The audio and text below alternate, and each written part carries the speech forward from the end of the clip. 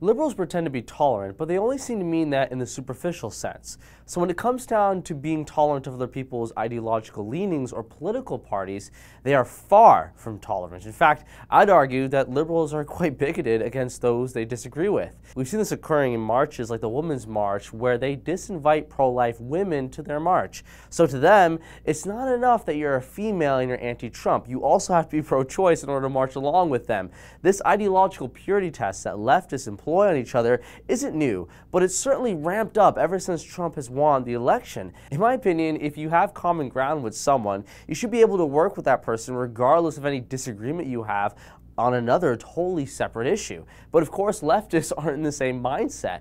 They'd rather not associate with you or shut you down than work with you. And just as it was at the Women's March, it is again now. Remember when Toronto's gay pride told Toronto police to take a hike, denying them a flow to the parade due to a totally separate non-issue of Canadian police brutality?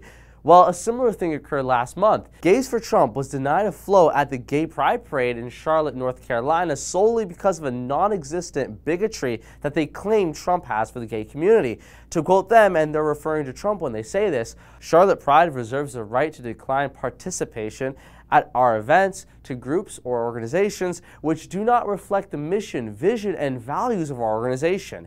Might I remind you that this is the exact same president that said this. 49 wonderful Americans were savagely murdered by an Islamic terrorist. This time, the terrorist targeted LGBTQ community. No good, and we're going to stop it.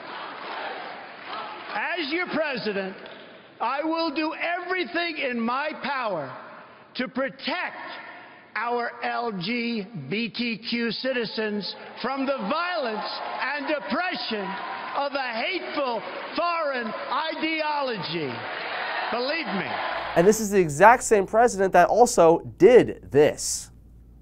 That guy, him.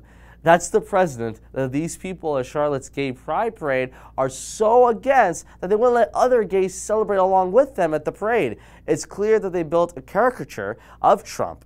It's not like he hates gays or anyone else for that matter, and when Trump takes that kind of position against radical Islamic terrorism to protect gays, or when Trump goes out of his way onto a stage to wave around an LGBT flag, it doesn't surprise me at all that some gay people would support President Trump and want to celebrate that support at a gay pride parade. Of course, some gays will support him, and to that I say, good.